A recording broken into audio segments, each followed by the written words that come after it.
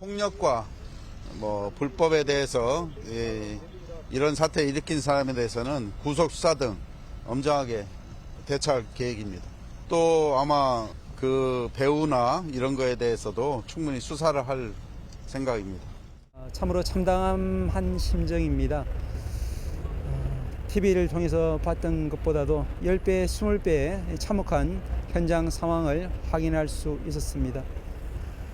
이것은 우리 법치주의에 대한 전면적인 부정행위이자 형사상으로 보더라도 심각한 중범죄에 해당하는 그런 사안입니다. 자, 어제 새벽에 참으로 많은 일이 벌어졌는데요. 지금 뉴스와이드 그 내용을 준비해서 영상 시청자 여러분께 전해드렸는데 지금 바로 속보가 들어왔습니다. 교정본부장이면은 서울구치소와 관련이 있는 겁니다. 여기는 윤석열 대통령이 지금 구금되어 있는 곳이잖아요. 자, 교정본부장. 공수처 검사가 윤석열 대통령 조사를 위해 서울구치소에 도착했다. 다시 한번 속보 알려드리겠습니다. 교정본부장의 설명입니다. 공수처 검사들이 윤석열 대통령 지금 구금돼 있잖아요. 구치소에. 조사를 위해 구치소에 도착했다는 내용이 속보로 들어와 있습니다. 자, 지금 이 속보가 내용이 충분하지 않아서 명확하진 않습니다. 윤석열 대통령 지금 공수처의 조사 계속 거부하고 있거든요. 원래대로라면 서울구치소를 떠나서 과천 공수처로 가서 조사를 받아야 되는 상황인데 이걸 불응하고 있는 겁니다. 그러자 공수처 검사들이 지금 도착했다는 건데 지금 이 시각 조금 전이군요. 조금 전 서울구치소의 모습인데 지금 공수처 차량에 들어갔습니다. 지금 알려지기로는요. 오동훈 공수처장이 직접 들어갔다라는 내용 아직 100% 확인은 안 되지만 오동훈 공수처장이 직접 들어간 거 아니냐는 얘기까지 나오고 있는 상황이거든요. 자, 지금 공수처 모습 영상이 들어온 대로 바로바로 확인해 보고요. 이 얘기부터 좀 가봐야겠네요. 지금 속보가 들어왔거든요. 자, 그럼 화면 좀 보겠습니다. 오늘 낮까지 이런 가능성도 열려 있었거든요. 지금 불응을 하고 있는, 조사 불응을 하고 있는 윤석열 대통령에 대해서 어떻게 그럼 할 것이냐. 이게 보면은요. 15일 체포가 됐어요. 당일에는 공수처로 바로 갔기 때문에 조사를 받았거든요. 그리고 서울구치소로 구금이 됐죠. 그 다음부터 불응을 하는 겁니다. 그리고 어제도 구속영장이 발부가 돼서 구속이 됐지만 조사에 거부합니다. 그리고 오늘도 계속 거부했어요. 그래서 지금 4차례에 걸쳐서 거부했다. 이렇게 좀 알려지고 있는 거거든요. 자, 공수처 소환조사 불응. 자, 윤석열 대통령 측에서는요. 불응의 이유에 대해서 이렇게 밝힙니다. 공수처에서 더 할 말은 없다. 자, 그럼 이 상황을 어떻게 해야 되는가? 지금 공수처 입장이 낮까지 나온 게 이래요. 강제 구인하는 거 검토 중이라는 얘기. 그리고 강제 구인 검토 중이지만 방문 조사 역시 배제는 안 한다. 그러니까 지금 공수처 차량이 구치소 들어가는 모습이 보였거든요. 그리고 도착했다는 모습이 있죠. 검사들. 이게 방문 조사를 위한 건지 아니면 구인 절차를 하기 위한 건지는 아직은 명확하지 않습니다. 뭔가 조사 목적을 관철하기 위해서 지금 구치소 안으로 들어간 거는 맞아 보이거든요.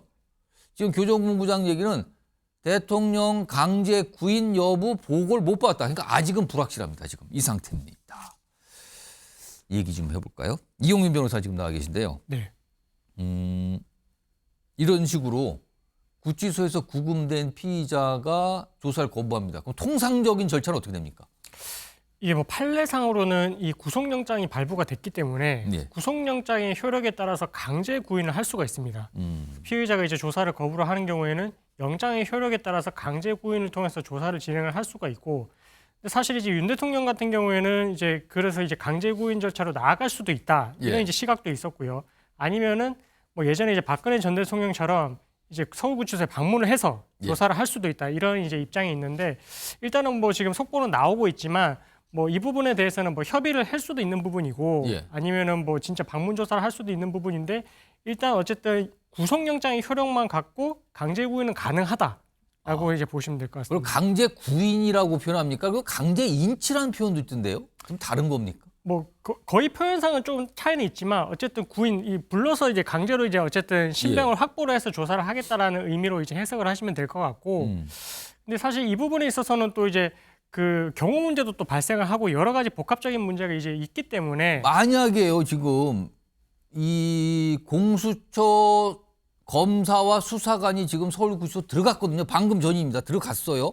이게 방문 조사를 하기 위한 건지 아니면 강제 구인을 하는 건지 모르겠지만 만약에 강제 구인이라면 구치소 밖으로 나와야 되는 거잖아요. 공수처로 가기 위해서. 그렇습니다. 예. 그렇다면 이거는 경호 차량이 또 같이 동반하게 되는 이 상황이 발생하는 거잖아요. 그렇습니다. 이 지금 경호처에서는 이제 뭐 교정 당국에 이렇게 이제 처음에는 서울구치소 자체를 경호구역으로 지정을 하겠다라는 그런 의견도 피력을 했었는데, 근데 이 서울구치소 내부는 사실은 이제 개호권이 형집행법에 따라서 이 교도관들에게 있거든요. 그래서 이 부분에 있어서 서로 이제 협의를 하다 보니까 결국 이제 외부로 나가게 되는 경우, 그러니까 뭐 헌재 심판에 출석을 한다든지 아니면 뭐 이렇게 이제 피의자 조사를 나가게 되는 경우에는 경호 차량 호송 차량으로 이송은 하지만 외부는 이제 경호 차량이 또 이렇게 경호를 하는 모양새로 갈 거다라고 우리가 한 상황이라서 지금 구속 영장 심사를 받을 때 그 모습을 봤거든요. 그렇습니다. 예. 그래서 그 연장선상에 진행이 된다라고 할 것 같으면 정말로 강제 구인을 한다라고 하면은 아마 이제 조만간 뭐 서울구치소로 이렇게 호송 차량이 나오고 똑같이 이제 경호 차량이 이제 그 바깥에서 이렇게 경호를 하는 모양새가 되지 않을까. 그래서 일단 조금 지켜봐야 될 것 같습니다. 지금 속보가 또 나왔는데요. 경호처 차량들도 공수처에 도착했다? 보안 검색 진행 중. 송영훈 전 국민의힘 대변인, 역시 이제 변호사시니까 이게 지금 무슨 그림으로 보입니까? 이 상황 지금? 제가 봤을 때는요. 오동훈 공수처장이 만약에 지금 서울구치소에 함께 도착한 것이 맞다면 오늘은 방문 조사도 아니고 강제 구인도 아니고 마지막으로 윤 대통령의 의사를 공수처 측에서 직접 확인하는 과정일 것이다.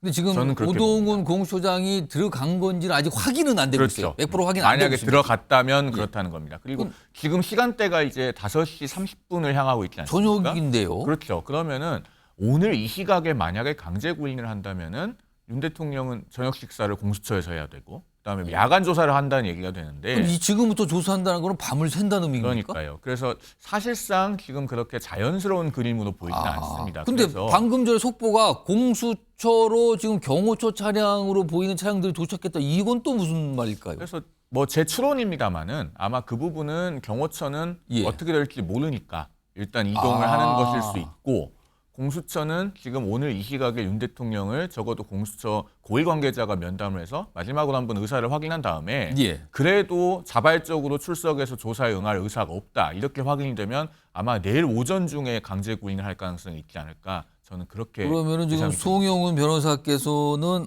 이거는 공수처가 최종으로 뭔가를 확인하는 작업 같다. 그리고 지금 시간상 봐서 지금 만약에 방문 조사나 강제 구인이라는 거는 조사를 하겠다는 건데 지금 저녁 시간이 다 됐는데 지금부터 조사한다는 건 좀 자연스럽지 않다. 그렇습니다. 이경민 변호사는 어떻게 판단하세요? 지금 이 전체적인 게 무슨 그림으로 보입니까 지금 이게? 근데 뭐 정말로 보통 이제 심야 조사를 하는 경우에도 사실은 이제 피의자에게 동의를 받고 또 진행을 해야 되는 부분이라서 그래서 지금 시각에 이렇게 진행을 하는 건 사실 좀 이례적이라고 보여지긴 하는데 예를 들어 만약에 지금 조사를 방문해서 하겠다 아니면 강제 구인한데도 지금 밤이 다 됐는데 그러면은 윤석열 대통령이나 윤석열 대통령이 또 거부할 수도 있는 거 아닙니까? 그 자체를 또? 그렇습니다. 그런 상황이라서 뭐 일단은 지금 단정적으로 해석하기는 좀 어렵고 근데 다만 이제 검찰에서도 이제 어쨌든 공수처에서 이렇게 기록을 사건을 이첩을 하는 부분에 있어서는 또 이제 협조를 해달라는 식으로 이제 이야기를 했기 때문에 아마 이제 구속영장이 지금 어쨌든 발부되고 나서 체포 시점부터 또 이제 10일 동안 이제 기산을 하게 되면 사실은 또 이제 윤 대통령에 대해서 조사를 또 빠르게 진행을 해야 될 필요가 있다라고 공수처에서는 볼 것 같거든요. 그런 의미라고 한다면은 뭐 아까 말씀하셨다시피 오동훈 공수처장을 통해서 이제 어떻게 진행을 할지 여부에 협의를 해볼 수가 있을 것 같고 그래서 그 부분에 대해서 뭐 이제 이야기가 어느 정도 되느냐에 따라서 정말로 뭐 강제 구인이 됐든 아니면 뭐 방문 조사를 하든 뭐 두 가지 방법을 통해서 어쨌든 조사에 대한 의사는 피력을 하게 될 것 같고 그 부분에 대해서 이제 윤 대통령 측에서 이 부분에 대한 협조할 의사가 있는지 뭐 이 부분에 대해서 먼저 확인을 해보지 않을까 싶습니다. 그렇군요. 아직은 뭐가 명확하지가 않아요. 다시 한번 사항을 알려드리면 공수처 검사와 수사관들이 서울구치소로 들어갔다. 이건 확인됐고요. 그리고 경호 차량이 공수처에 도착을 했다. 이거예요, 지금. 그리고 교정본부장 얘기로는 조사를 위해 도착했다. 그러나 강제 구인 여부는 보고를 못 받았다. 이 설명이 조금 더 상황을 좀 혼란스럽게 하긴 하네요. 보고를 못 받았다. 근데 도착을 했다. 자, 두 가지 가능성이 있습니다. 방문조사 또는 강제 구인을 통한 조사. 아니면 그런 걸 예비하기 위해 오늘 뭔가를 만나서 설명하고 어떤 의견을 들어보는 과정. 이걸 수도 있는 거거든요. 아직은 정확하지가 않습니다. 자, 속보가 계속 들어오는 대로, 영상이 들어오는 대로 시청자들한테 전해드리고요. 요 얘기 나온 김에 이 얘기도 하죠. 지금 윤석열 대통령 상황이요. 면회가 좀 제한되고 있거든요. 그 내용 좀 화면을 좀 불러올까요? 자, 보시면요. 공수처의 조치죠. 변호인 외에 일반인 접견 금지 조치. 그러니까 지금 윤석열 대통령은 서울구치소 안에서 변호인만 만날 수가 있어요. 이외에 다른 일반인. 일반인이라고 하면 여기는 가족도 아마 포함이 될 거예요. 못 만난다는 거죠. 이거에 대해서 윤 대통령 변호인단은 이 접견 제한, 대통령에 대한 분풀이 아닙니까? 인권 침해적 제한 조치 이거 처리해야 됩니다. 이렇게 좀 반발하고 있습니다. 이 얘기 좀 잠깐 해볼까요? 이용희 변호사, 이거는 어떤 의미라고 봐야 됩니까? 이런 조치는? 일단은 영장 발부의 주된 사유가 증거인멸의 우려거든요. 예. 그렇기 때문에 지금 상태에서는 어쨌든 윤 대통령이 이 부분에 있어서도 계속해서 이제 증거인멸을 할 우려가 있다라고 지금 좀 그렇게 보고 있는 것 같고 무엇보다 지금 윤 대통령 측에서는 할 수 있는 절차는 다 취하고 있습니다. 법적으로 할 수 있는 절차를 다 취하고 있고 예. 구속영장이 발부가 됐을 때 할 수 있는 절차가 남은 게 이제 구속적부심이라는 게 있습니다. 구속적부심이 인용돼서 석방이 되는 경우는 구속을 할 때 당시의 사정과 이후의 사정의 변경이 생겼을 때 이렇게 할 수가 있는데 예. 근데 이 부분에 있어서는 만약 정말로 증거인멸의 우려 때문에 이게 영장이 발부가 됐다라고 하면 이후에 증거가 또 어떻게 뭐 이 변화가 생길 수 있는지 이런 부분들에 대해서도 영향을 줄 수 있는지 여부도 아마 재판부에서도 그렇고 수사기관에서도 우려를 할 것이거든요. 예. 그러면은 이 지금 수사기관에서는 그런 부분들이 발생을 해서 구속적부심에 영향이 생기는 거에 대해서 아마 우려를 표할 것이고 그렇다면은 변호인 접견 이외의 나머지 접견들은 제한을 해서 이 부분에 있어서 증거인멸의 가능성을 애초에 이제 막겠다, 배제를 해두겠다라고 해서 이런 뭐 윤 대통령 측에서 구속적부심을 통해서 뭔가 이제 다른 결과를 꾀하는 부분에 있어서 조금 전략적으로 이렇게 대비를 할 수도 있는 것 같아서 예. 뭐 여러 가지 해석이 가능하겠지만 일단은 뭐 영장이 발부됐을 때 주된 사유가 증거인멸의 우려가 크다라는 부분이기 때문에 예. 그 부분에 대해서 연장상에서 이런 조차를 기소 전까지 해두지 않았나 이렇게 추측이 됩니다. 자, 일단 상황이 그렇습니다. 지금 관련된 속보는 다시 한번 말씀드리지만 들어오는 대로 시청자 여러분께 바로 전해드리도록 하고요. 아직은 추가적인 내용은 들어오지 않고 있는 상황입니다. 자, 그럼요. 어제 새벽에 있었던 서울 서부지법 난동 난입 사태 이 얘기 좀 해보죠. 오늘 국회에서는 이와 관련된 상임위 회의가 뭐 한 두 곳 정도에서 열리고 있었는데 여기에서요 법원 행정처장의 어떤 설명이 좀 나왔었습니다. 요게 여러 가지 내용들이 있는데 어제도 설명도 있고 오늘도 설명이 있었거든요. 오늘 설명을 좀 들어보죠. 유독 영장 판사 방만 의도적으로 파손이 되고 그 안에 들어간 흔적이 있는 걸로 봐서는 이런 부분에 대해서 알고서 오지 않았나. 차은경 부장 방은 사무실은 7층이 아니라 9층이었기 때문에 어제 진입한 곳은 7층까지만 진입한 것으로 확인이 됐기 때문에 상관이 없는 것 같습니다. 법원 직원들은 옥상으로 혹은 지하로 대피를 해서 신병의 안전을 도모했지만 그 과정에서 심각한 정신적인 충격을 많이 받았을 것으로 현재로서는 6억 내지 7억 원 정도의 피해가 발생한 것으로 보입니다. 자, 상황, 피해 사항 좀 정리해 볼까요? 화면에 있습니다. 자, 보시면 서울 서부지법 건물이 지금 배경으로 있죠? 서울 서부지방법원. 특히 그리고 7층. 여기 이제 판사실이 집중적으로 배치가 된 곳인데 그리고 뭐 8층에도 판사실이 있다고 알려지는데 일단 여기 집중적입니다. 이 난동을 부린 사람들이 들어갔잖아요. 여기 들어가서 난입을 한 거예요. 담을 넘어서 이 건물 안에 들어갔잖아요. 지금 건물 앞에도 보이고 하는데 1층부터 쭉 올라간 거예요. 1층부터 이제 난동이 벌어진 건데 7층까지 갔다죠. 7층 판사실을 돌아다니면서 영장을 발부한 차은경 판사 이름을 외치면서 어디 있냐고 성살 배회했다는 거예요. 천만다행으로 이 차은경 판사는 영장 발부가 되고 나서 이런 사태가 벌어지기 전에 이 법원 청사를 떠났다 그러거든요. 그리고 원래는 또 8층에 머물러 있다 그러죠. 그러니까 이 판사가 없는 상태에서 이 판사를 찾겠다면서 판사실을 다 돌아다니면서 위협적인 행동을 보인 거죠, 지금. 방금 전에 법원 행정처장의 설명이 있었잖아요. 집중적으로 그런 모습이 있었다. 그리고요, 이 난입 사태로 경찰에서만 부상자가 50명이 넘었습니다. 그리고 방금 설명 나왔죠. 피해액이 지금 최대 7억 정도까지 추산이 되고 있다. 많이 부서졌거든요. 이런 상황입니다. 그리고 전체적으로 체포는 한 90명. 요 건 이외에도 여러 가지 그 전에도 일이 있었거든요. 90명으로 체포됐는데 일단 이동혁 전 민주당 최고위원 나와 계신데요. 아니 영장 발부한 판사가 법원을 미리 떠났기에 망정이지 정말 큰 일이 났을 수도 있는 상황 아닙니까 이거는요? 대단히 충격적인 일이죠. 법치주의라고 하는 것은 너도 나도 잘못할 수 있고 그 잘못했을 때 서로 그리고 의견이 분분할 때 판사에게 가서 최종적으로 물어보자. 그리고 그 결판을 내주는 사람을 우리가 판사님이라고 얘기를 하죠. 법원이라고 하는 것은 굉장히 무겁고 굉장히 가면은 주눅이 많이 듭니다. 그런데 저기는 완전히 해방구였어요. 새벽에요. 이게 지금 전 이게 법치주의 국가에서 말도 안 되는 일이 일어났다 생각하고 예. 판사님이 만약에 그 시간대에 저기 있었다라고 보면 상상하기도 어려운 일이 일어났을 겁니다. 이거는 특히나 만약에 지금 이동학 전 최고위원 아마 머릿속에 상상하실 거예요. 이건 또 다른 차원의 문제가 되는 거 아닙니까 그러면은? 그렇죠. 왜냐하면 이거는 헌법기관이거든요. 법관 한 분 한 분은 다 헌법기관입니다. 이거는 또다시 내란의 어떤 증거가 될 수가 있고요. 영상에서도 많은 영상에서 보시다시피 경찰도 직접적으로 공격당하는 영상 많이 나왔거든요. 그렇습니다. 많이 다쳤어요 경찰도요. 경찰도 그렇게 때리는데 하물며 그런 것들을 이 영장 판사를 만약에 직접적으로 맞닥뜨렸다고 했을 때는 더 큰 불행이 있었을 겁니다. 그런데 사회적으로 과연 이게 맞느냐? 그러니까 사실은 평생 검사를 했고 그다음에 검찰총장을 역임했던 분이 대통령이 되어서 헌법의 최후의 수호자가 됐을 텐데 이분이 지금 2년 반 동안 수많은 국가기관들의 어떤 신뢰나 이런 것들을 다 떨어뜨려 놓고 마지막에 와서는 사법부까지 완전히 권위를 실추시키는 모습까지 간 거예요. 이런 장면이 대한민국 현대사에서 어떻게 기록될지 모르지만 대단히 안 좋은 쪽으로 기록될 가능성이 크고 저런 일들이 또다시 발생될 우려가 있기 때문에 이번에 저분들이 뭐 90여 명이라고 지금 이야기를 하는데 만에 하나 더 있다면 당연히 다 잡아들여서 정확하게 처벌을 따박따박 해야 되지 않을까 싶습니다.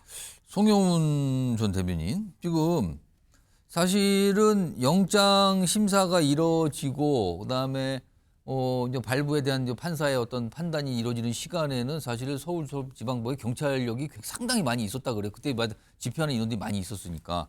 근데 영장이 발부된 뒤에는 이제 경찰 기동대도 포함해서 다수가 철수해서 경찰 숫자가 그렇게 많지는 않았다는 보도도 나오는데 경찰도 미처 예상을 못한 걸까요? 그 이후의 사태에 대해서? 예상을 못했다고 봐야죠. 왜냐하면은 그 어제 있었던 서울 서부지방법원 습격 사건은요. 예. 우리나라에서 비슷한 사건을 굳이 찾자고 해도 한 35년 전으로 거슬러 올라가요. 35년이요? 1989년에 이른바 그 이철규군 변사 사건이라는 게 있었습니다. 그때 예. 이제 그 조선대학교 학생들이 광주지방법원에 수십 명이 침입한 일이 있었는데 그 당시에 유리창을 한 50장 깨고 1층 현관까지 진입하고 그런 사태가 있었습니다. 그러나 그때도 이렇게 특정한 사건에 대한 결론 자체에 불만을 품고 즉각적으로 그 사건에 대한 어떤 항의를 위해서 난동을 부린 것은 아니거든요. 그리고 당시에 무슨 판사실까지 들어가는 뭐 그런 일도 없었고요. 그런 건 아니었고. 그렇기 때문에 사실 경찰도 도대체 이런 전대미문의 사건이 있을 것으로는 예상하지 못했을 것으로 워낙 보입니다. 요즘에는 초유의 일이 너무나 많이 예측 못하는 초유의 일이 너무나 많이 벌어져요. 그러게 말입니다. 그리고 어쨌든 경찰이 저 상황에서 소요 사태를 저지하기 위해서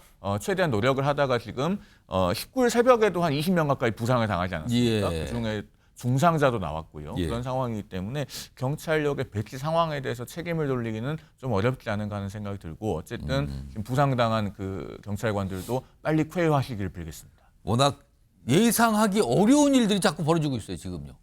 이런 가운데요, 지금 경찰이 이제 이 내용에 대해서 좀 공개를 했어요. 뭐 난입을 해서 체포된 인원이 몇 명, 뭐 구속영장 청구도 했고 뭐 이런 내용들인데 정리 좀 해보겠습니다. 숫자들이 좀 들어가 있습니다.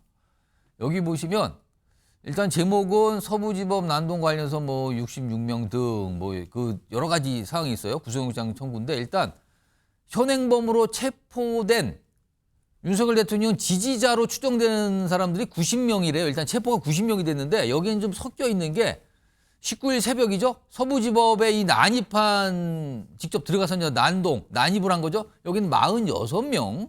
그리고 그 전에 공수처 차량이 서부지법에서 떠날 때 공격을 받았어요. 유리창이 깨지고. 이런 것들과 관련해서 한 10명. 그리고 전체적으로 봤을 때 서부지법을 담을 넘어가거나 경찰 폭행했다 이런 인원이 또 10명. 이런 인원들을 전체 다 포함해서 지금 90명이 체포된 상태예요. 그리고 그중 일부는 지금 영장 심사를 받았다 그래요, 지금요. 그런데 여기 보면 이 90명 중에 연령층이 10대에서 70대까지 연령층은 다양하답니다. 체포된 인원 중에서. 그런데 20대, 30대 청년층이 절반을 넘어간다고 합니다. 이렇게 되고 있습니다. 이경민 변호사, 일단 이 체포된 90명의 혐의는 어떻게 적용이 되는 걸까요? 뭐 일단은 너무나 많은 죄가 적용이 될 수 있어가지고 뭐 좀 애매하긴 한데 지금 상태에서 일단은 경찰은 뭐 특수 이제 건조물 침입죄 그다음에 특히 이제 이 46명이 직접 난입을 한 그렇습니다. 직접 법원 난입을 안에 해서 들어가서 이제 난동을 부린 거잖아요. 그렇습니다. 이 난동을 부린 46명은 특히 어떻게 되는 겁니까? 그래서 영장 발부 소식이 알려지고 나서 이렇게 새벽 3시경에 침입을 했을 때 그때 당시에 이 단체에 대해서는 46명에 대해서는 뭐 특수 건조물 침입 그다음에 특수 공무집행 방해, 상해까지 이루어졌다라고 하면 특수 공무방해 치상까지도 될 것 같고요. 그리고 중요한 것이 이게 소요죄라는 것이 있습니다. 소요죄. 예, 소요죄. 이게 단체가 어쨌든 폭력적인 이런 위력을 행사해서 뭐 폭행, 협박 이런 손괴 행위로 나아갔을 때 1년 이상 10년 이하죄. 그 최고형이 10년이거든요. 징역 10년에 이를 정도로 이제 중범죄인데 이 소요죄 같은 경우에는 아직은 적용이 되지는 않았는데 근데 적용 여부를 검토를 할 수가 있을 것 같습니다. 충분히 검토를 할 수가 있을 것 같고 그리고 이 부분에 대해서는 다중이 이런 부분에 대해서 조금 인식을 하고 있었는지도 중요할 것 같거든요. 예. 그래서 이 부분에 대해서는 만약에 이제 서로 간에 뭐 어느 정도 이런 부분에 대해서 만약에 연락이 되고 이런 부분에 대해서 인식이 있었다라고 할 것 같으면 뭐 소유죄 혐의 적용 여부도 고려를 해볼 수 있을 것 같고요. 그리고 뭐 이 부분은 사실은 이제 뭐 소수 의견이긴 하지만 법원도 헌법상의 기관이기 때문에 만약에 뭐 국헌문란의 목적이 있었다라고 하면은 뭐 내란죄 이런 이야기도 나오긴 하지만, 예. 근데 뭐 적용까지 가기는 좀 어렵긴 한데 어쨌든 그 정도로 이때 당시의 일이 파급력이 컸고 정말 법치주의를 훼손하는 근간을 훼손하는 정도의 정말로 중대한 범죄였다. 그렇기 때문에 구속영장을 신청하고 앞으로 이제 구속수사 원칙을 두고 이렇게 엄벌에 처하게 하겠다라고 하고 있는 것이라서 그 사안의 중대성에 대해서는 좀 심각하게 볼 필요가 있을 것 같습니다. 지금 일각에서는 지금 90명이 체포됐잖아요. 이 숫자가 좀 더 늘어날 수도 있다. 이런 얘기까지 좀 나오고 있는 상황이에요. 그리고 오늘 국회에서는 이 사태와 관련된 회의들이 열려서 이제 뭐 이 국가기관 관련된 지금 분들이 참석을 해서 여러 가지 설명을 좀 내놨거든요. 오늘도 그 모습이 하나 있었습니다. 들어보시죠. 일부 과격한 그 집회 시위자가 급격하게 뭐 벽돌이라든지 이런 걸 가지고 지나치게 과격한 행동을 해서 경찰관을 폭행하고 건물을 부수고 이런 데 원인이 있다고 생각합니다. 저는 구속 수사 원칙하고 CCTV 통해서 끝까지 가담자 추적하겠다고 했는데 맞습니까? 예, 맞습니다. 집회 관리를 그동안 쭉 봐왔고 해왔고 이렇게 했지만 이번처럼 이렇게 거의 뭐 폭동 수준으로 이렇게 과격하게 집회하는 시위자는 본 적이 없습니다. 자, 90명 중에 아까도 말씀드렸지만 46명이 법원 난입 이것 때문에 현행범 체포가 됐거든요. 화면을 좀 정리해 볼까요? 그런데요. 그중에는요. 지금 서부지법 난입, 진입 46명. 근데 그중에는 유튜버 3명이 포함이 돼 있다고 합니다. 그러니까 그냥 단순히 집회를 하다가 여러 가지 상황 그리고 폭력적인 행동을 취하면서 들어간 사람들도 있고 유튜버로 들어간 사람도 있어요. 그리고 보면은 많은 분들이 보셨을 거예요. 그 현장을 직접 찍고 이러는 모습까지도 있었거든요. 근데 지금 유튜버 3명이 포함이 돼서 체포가 됐는데 이동학 전 최고요. 네. 지금 사실은요. 이런 사태와 관련해서 약간 과격한 성향 또는 강경 우파, 때로는 극우라고 표현됩니다. 네. 이런 성향의 유튜버들에 대한 지적이 많거든요. 그 일각에서는 이른바 지금 최근에 집회 현장, 이런 강경 보수 집회 현장에서 이른바 광장의 권력이 됐다. 이런 지적까지 나오거든요. 이거 어떻게 봐야 되는 겁니까, 지금? 대단히 심각하다고 할 수 있습니다. 심지어 집권 여당의 국회의원들도 유튜버들의 지시를 받는 듯한 그런 모양새들이 굉장히 많이 나오거든요. 지금의 정치권이 뭐 세계적으로 뭐 이런 이 영상 뭐 이 환경 변화에 따라서 정치적으로도 그렇게 이끌려 간다라고 얘기를 하는데 한국의 경우는 특히나 심각한 것 같습니다. 최근에 이제 백골단 또 나왔고요. 그 사람도 백골단의 대표라고 하는 사람도 유튜브를 운영하고 있었던 사람이었어요. 그런 사람을 국회에서 기자회견까지 해주게 되고 특히나 지난 몇 주 동안은 대통령 관저 앞은 완전히 해방구지 않았습니까? 공권력이 집행하러 간다고 하는데 그 공권력을 막겠다고 그 앞에 서 있었던 것들이에요. 그런데 그 대부분의 사람들이 유튜브를 보면서 이렇게 거기에서 끈끈한 어떤 동질감을 느끼고 특히나 대통령은 유튜브를 보면서 여러분들의 활약을 보고 있습니다라고까지 칭찬을 해줍니다.